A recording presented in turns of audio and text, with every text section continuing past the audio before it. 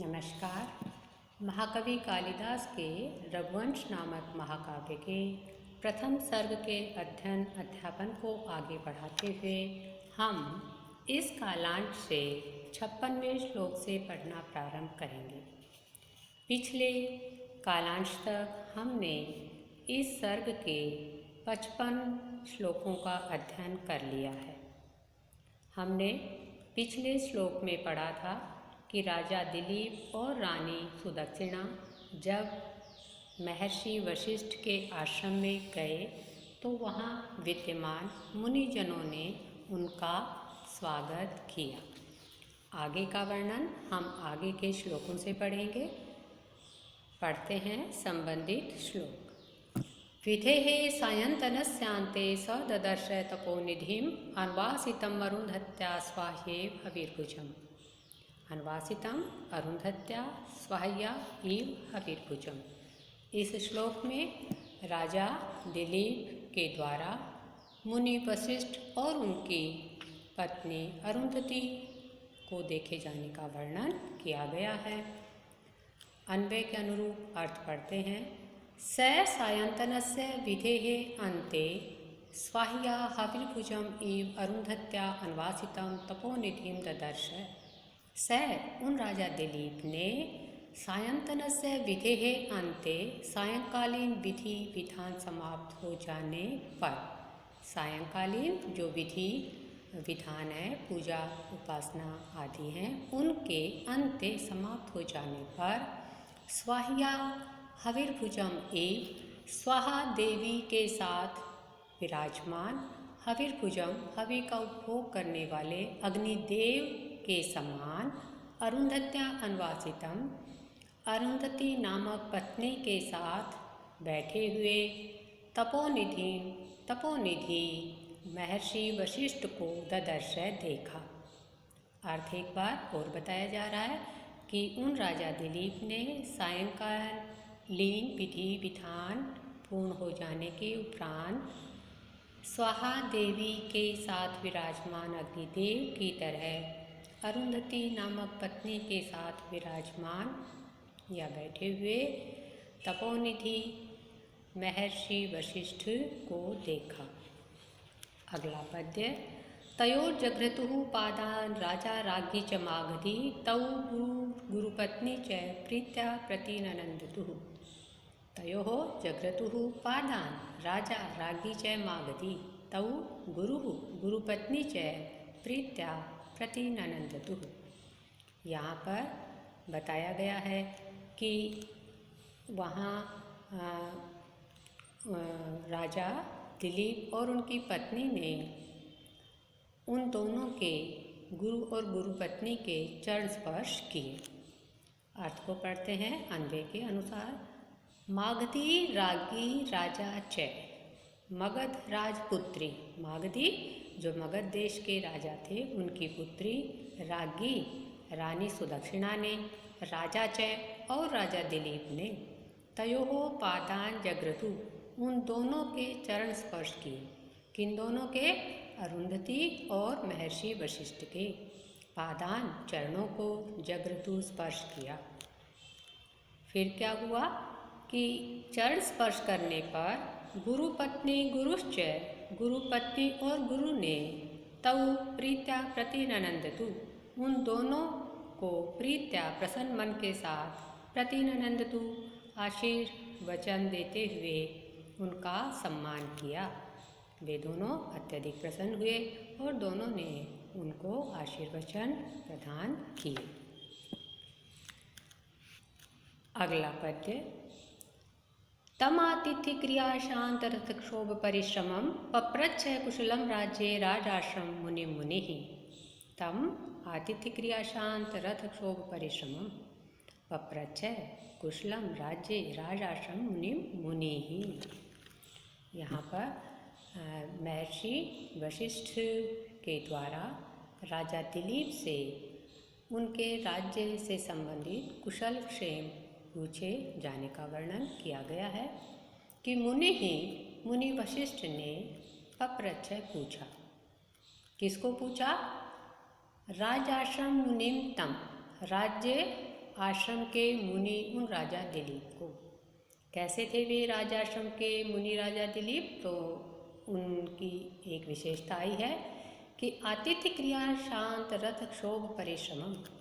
आतिथ्य क्रिया के द्वारा शांत हो गई है रथ के हिलने डुलने से उत्पन्न हुई थकान जिनकी।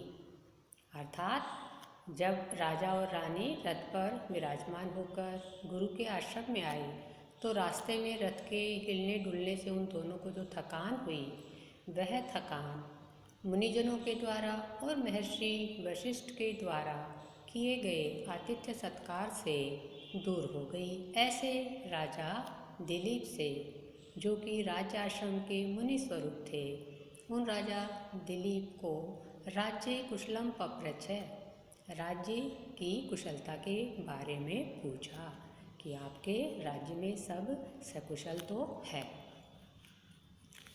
इस पर किस तरह से राजा ने जवाब दिया, इसका वर्णन आगे वाले पद्य में किया जा रहा है। अथाथर्वनिधेस्तस्य विजितारि पुरः पुरः अर्थ्यामर्थपतिर्वाचमाददे वदतां वरः। अथ आथर्वनिधेः तस्य विजित अरिपुरः पुरः अर्थ्याम अर्थपतिः वाचम आददे वदतां वरः। अथ इसके पश्चात कुशलता से संबंधित प्रश्न पूछे जाने के उपरांत विजितारि पुरः, जीत लिए गए हैं शत्रुओं के नगर जिनके द्वारा। राजा दिलीप का विशेषण है कि शत्रुओं के नगरों पर विजय प्राप्त करने वाले, वदतां वरः और बोलने वालों में श्रेष्ठ, अर्थात बोलने में कुशल, अर्थपति और धनों के स्वामी, धन ऐश्वर्य के स्वामी। इस तरह से यहाँ राजा दिलीप के 3 विशेषण आए कि शत्रु के नगरों को जीतने वाले, बोलने में श्रेष्ठ, बोलने वालों में श्रेष्ठ वक्ता और धन वैभव के स्वामी राजा दिलीप ने अथर्वनिधेः तस्य पुरः, अथर्ववेद के निधि स्वरूप उन महर्षि वशिष्ठ के पुरः सामने, महर्षि वशिष्ठ के लिए विशेषण आया है कि वे कैसे थे? अथर्वनिधे, अथर्ववेद के निधि थे। तो ऐसे महर्षि के पुरः माने सामने अर्थ्याम वाचम आददे, अर्थपूर्ण वाणी का प्रयोग किया, अर्थात सार्थक या प्रयोजन से युक्त बात कहना प्रारंभ किया। उन्होंने जो सार्थक बात कही वह आगे वाले श्लोक में पढ़ेंगे। क्या बात कही कि उपपन्नं ननु शिवम सप्तस्वेंगेषु यस्य मे दैवीनां मानुषीणां च प्रतिहर्ता त्वमापदाम्। उपपन्नं ननु शिवम सप्तसु अंगेषु यस्य मे दैवीनां मानुषीणां च प्रतिहर्ता त्वम आपदाम्। यहाँ बताया गया है कि राजा दिलीप ने कहा कि आप जैसे गुरु के रहते मेरे राज्य में किसी तरह की कोई समस्या नहीं है, सब कुछ सकुशल है। इसी का वर्णन किया जा रहा है कि सप्तसु अंगेषु शिवम उपपन्नम, मेरे राज्य के 7 अंगों में शिवम उपपन्नम, सब कुछ सकुशल है। सप्तसु अंगेषु 7 अंगों में, तो राज्य के जो 7 अंग होते हैं वे हैं स्वामी, अमात्य, सुहृद, कोष, राष्ट्र, दुर्ग और सेना या बल। ऐसे इन 7 अंगों वाले मेरे राज्य में शिवम उपपन्नम, ननु कुशल होना निश्चित है, क्योंकि यस्य में दैवीनां मानुषीणां आपदां त्वं प्रतिहर्ता, क्योंकि जिस मेरे राजा दिलीप के दैवीनां मानुषीणां, दैवी और मानुषी आपदां विपत्तियों के प्रतिहर्ता त्वम, आप जैसे गुरु हैं। अर्थात जो भी दिव्य आपदाएँ आती है, मानुषी आपदाएँ आती हैं, उन सब को दूर करने वाले आप जैसे गुरु मेरे हैं। इसलिए आप जैसे गुरु के रहते मेरे राज्य में सब कुछ सकुशल है। जो 5 आपत्तियाँ दैवी बताई गई हैं, अग्नि, जल, रोग, अकाल, मृत्यु आदि, और जो मानव जनित आपत्तियाँ होती हैं, चोरी, शत्रु और लालच इत्यादि। तो इस तरह की जो भी आपत्तियाँ हैं वे सब आप गुरु के आशीर्वाद से राजा दिलीप ने कहा कि उनके राज्य में नहीं है। इस तरह से हमने इस श्लोक से जाना कि राजा दिलीप के राज्य में कोई भी दैवी और मानुषी आपत्ति नहीं थी।